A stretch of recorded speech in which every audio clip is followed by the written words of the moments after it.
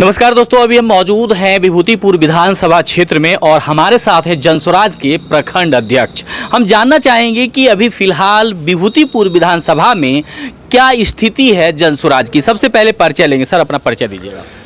मेरा नाम निरंजन कुमार है। मैं जनसुराज का प्रखंड अध्यक्ष हूँ। क्या स्थिति लग रहा है आपको अभी वर्तमान में चल रही है आपकी पार्टी का? देखिए नवनीत जी, अभी जब हम लोग क्षेत्र भ्रमण कर रहे हैं तो हम लोग को ये बुझा रहा है कि जो पहले का जो सिस्टम था, नीतीश जी के डर से लालू जी को और लालू जी के डर से नीतीश जी को, वैसी बात नहीं है। जनसुराज एक तीसरा विकल्प बन के विभूतिपुर में आई है और पूरे 243 सीट पर हमारी जनसुराज की पार्टी लड़ रही है। लेकिन जब हम लोग जनसंपर्क में निकलते हैं तो ये देखते हैं कि जनसुराज का माहौल बहुत अच्छा है और एनडीए गठबंधन और महागठबंधन का नाम सुनते ही यहाँ से भड़कता है आदमी, क्योंकि यहाँ रोजी रोजगार चाह रहा है कि जो विभूतिपुर में अभी तक का जो यहाँ माहौल है, आज तक कोई भी एमएलए बने हैं, कोई भी जनता को यहाँ पर कोई रोजी रोजगार का समस्या का निदान नहीं किए हैं। मेरा पार्टी का कहना ही है कि जब जनसुराज की सरकार बनेगी तो बेरोजगारों को रोजगार मिलेगा। दूसरी बात है, जो मान लीजिए पढ़ाई के क्षेत्र में ही जाइएगा तो हम लोग का जनसुराज का सीधा कहना है कि जो बच्चा जिनका गरीब है, जो गरीब परिवार से आते हैं, तो गरीब परिवार के जनसुराज की सरकार जब बनेगी, गरीब परिवार के जितने भी लोग विद्यालय में जाते हैं, वहाँ विद्यालय में जाने के बाद जो पढ़ाई की समुचित व्यवस्था नहीं है, वहाँ जनसुराज की जब सरकार बनेगी तो वो बच्चों के लिए प्राइवेट संस्थान में पढ़ाई का व्यवस्था करेगी।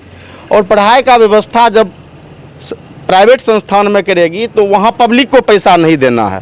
जनसुराज की सरकार बनेगी तो उसका पढ़ाई का पैसा जनसुराज बेयर करेगी, यानी कि सरकार बेयर करेगी। और जब सरकारी विद्यालय में समुचित पढ़ाई की व्यवस्था हो जाएगी तो वहाँ फिर वो बच्चे लोग सरकारी विद्यालय में शिफ्ट करेंगे। मतलब आप जनता के पास जा रहे हैं, हर एक क्लास के पास, हर एक वर्ग के पास आप जा रहे हैं, तो अमूमन आपको किन किन वर्गों में ज़्यादा परेशानियां नज़र आ रही है अभी वर्तमान सरकार में? देखिए, यहाँ जब हम लोग क्षेत्र में भ्रमण कर रहे हैं तो शेड्यूल कास्ट में सबसे ज़्यादा आपको परेशानी बुझा रही है। अति पिछड़ा वर्ग में ज़्यादा परेशानी बुझा रही है। मुख्य तौर पर जैसे अगर कास्ट का नाम लीजिएगा आप, शर्मा हो गए, ठाकुर हो गए, मालाकार हो गए, उसके बाद मान लीजिए पासवान जी हो गए, राम कास्ट हो गए, सदा कास्ट हो गए, मोहम्मडन में भी बहुत ज़्यादा मतलब बेरोजगारी है। यानी कि तमाम जो एससी और ईबीसी कास्ट से जितने भी लोग आते हैं, और मान लीजिए ओबीसी में भी आप 75% वैसे व्यक्ति हैं जो गरीब फैमिली से बिलोंग करते हैं। रोजी रोजगार की समस्या हम लोग के सामने में रख रहे हैं। कुछ वर्ग जैसे अपर सेक्शन में भी आप जाइएगा तो वहाँ भी आपको 25% ऐसे व्यक्ति मिलते हैं कि रोजी रोजगार और पढ़ाई लिखाई की व्यवस्था को खोज रहे हैं, जो कि यहाँ पर सरकार जो अभी हम लोग देख रहे हैं कि 15 साल जो लालू जी यहाँ राज किए और 20 साल नीतीश जी यहाँ राज किए, यहाँ पर ये दोनों में से कोई भी दल समुचित व्यवस्था जनता को नहीं किए, सिर्फ एक ढकोसला आईना दिखाकर जनता का वोट अभी तक ठगने का काम किए हैं। मतलब त्रिस्तरीय पंचायत चुनाव और बहुत सारे ऐसे चुनावों को आप नज़दीक से विभूतिपुर विधानसभा में देखे होंगे, लेकिन अभी जो परिदृश्य बन रहा है उसमें जाति फैक्टर जो है, कितना इम्पोर्टेंस है जाति फैक्टर का, और जाति फैक्टर जो है वो कितना चुनाव को प्रभावित कर सकता है? देखिए, अगर एजुकेशन, अगर जैसे प्रशांत जी का कहना ही है कि पढ़ाई, जब तक आदमी कोई भी वर्ग हो, कोई भी वर्ग में अगर अशिक्षित रहेंगे तो जाति की ओर संभवतः चले ही जाते हैं।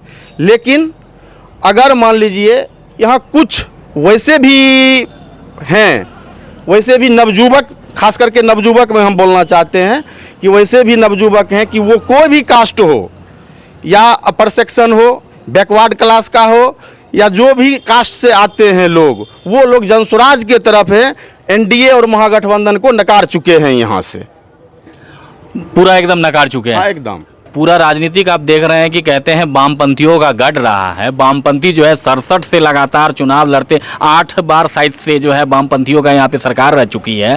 तो आप कैसे उस गढ़ में, उस किला में जो है भेद पाइएगा? भेद तो एकदम मजबूत है, एकदम पिलर। देखिए, हम लोग जनता के बीच में जा रहे हैं। मत जो होता है कोई वामपंथी नहीं गिराते हैं, मत गिराते हैं जो मतदाता है वो। मैं अपना जो जनस्वराज की मैनिफेस्टो है हम लोग वहाँ जनता के बीच में रख रहे हैं और जनता इस चीज़ को भली भांति समझ रहे हैं, कहीं से कोई दिक्कत नहीं है। देखिए आज तक जितने भी यहाँ पर जो भी एमएलए बने हैं सिर्फ अपना रोटी सेकने का काम किए हैं। यहाँ पर ऐसा नहीं है कि वामपंथी हैं तो उन्हीं का बात रखेंगे, ऐसी बात नहीं है। जनता के बीच में तीसरा विकल्प नहीं मिल रहा था, जनता के बीच में तीसरा विकल्प मिला है। और मेरे प्रशांत जी का जो सोच था कि जो अच्छा उम्मीदवार हम देंगे, तो हम ये आपको बताना चाहते हैं आपके चैनल के माध्यम से, जो जनस्वराज के हमारे उम्मीदवार तूफान जी यहाँ से आए हैं, मेरे समझ से ये पब्लिक क्षेत्र में ही आप पता कर लीजिए। हम तो जनस्वराज के प्रखंड अध्यक्ष हैं, आप पब्लिक में जाइए, पब्लिक से पता कीजिए कि अगर मेरा कैंडिडेट कहीं से दागी या कोई आरोप प्रत्यारोप उन पर अगर पब्लिक बोलता है तो आप जो कहिएगा हम मान लेंगे। देखिए आरोप प्रत्यारोप तो ये लगातार चुनाव में चलता रहेगा, लेकिन अभी फिलहाल हम जो आपको कह रहे हैं कि जिन लोगों ने हाथों में लाल झंडा लेना शुरू कर दिया, जो शुरू से अभी लाल झंडा मतलब ढोते आ रहे हैं, उन लोगों के हाथ में बस्ता दीजिएगा तो वो लोग बस्ता ढोएंगे। देखिए झंडा एक अलग चीज़ होता है, अगर किसी का मान लीजिए पिताजी झंडा उठा रहे हैं तो ऐसा बात नहीं है। वो उनका जब लड़का पढ़ा लिखा मैट्रिक पास किया, इंटर पास किया, ग्रेजुएशन किए हैं, तो वो लोग झंडा के पीछे दौड़ने वाले नहीं, वो लोग विकास खोज रहे हैं। जो पार्टी विकास का मुद्दा यहाँ उठाएगा, बेरोजगारी का मुद्दा उठाएगा, जो रोजी रोजगार का मुद्दा उठाएगा, निश्चित रूप से जनस्वराज पहली बार यहाँ पर तीसरा विकल्प के रूप में आई है और ये मुद्दा उठा रही है। निश्चित रूप से हर एक पार्टी को नकार कर जनस्वराज को यहाँ से जनता लोग यहाँ वोट देने का काम करेंगे। मतलब आप विकास की बात कर रहे थे, विकास का रिपोर्ट कार्ड जारी किया गया है वर्तमान जो विधायक हैं उनके द्वारा। रिपोर्ट कार्ड में तो विकास का सही है, शिलान्यास किए, ये हो रहा है, सारा तो उसमें दिख रहा है। देखिए हम कोई व्यक्ति विशेष कोई आदमी पर टीका टिप्पणी करना नहीं, व्यक्ति विशेष नहीं, पार्टी जो विकास की है उस पर अपने बजावते रिपोर्ट कार्ड जो है वो जारी किए हैं एज ए प्रखंड अध्यक्ष। उसको क्या रिपोर्ट कार्ड को किस तरह से आप देखते हैं? देखिए जो रिपोर्ट कार्ड है अभी तक हम लोग उनका रिपोर्ट कार्ड देखबे नहीं किए हैं, उस पर हम विवेचना क्या करें। अगर वो रिपोर्ट कार्ड हम देखेंगे तो अगले बार अगर आपको हमसे मुलाकात होगा तो निश्चित रूप से उस पर भी विवेचना किया जाएगा। बजावते प्रेस कॉन्फ्रेंस जारी किया गया था, प्रेस कॉन्फ्रेंस तो सुने होंगे आप। देखिए पत्रकार जी, मेरा अपना सिस्टम है, मैं अपने दल के सिवा किसी को झांकने का कोशिश नहीं करते हैं और मेरा दल है, मैं अपने दल के साथ चल रहा हूँ और मैं जनता के बीच में जाता हूँ। सिर्फ अपना जो मेरा मुद्दा है वही बीच हम जनता के बीच में रख रहे हैं।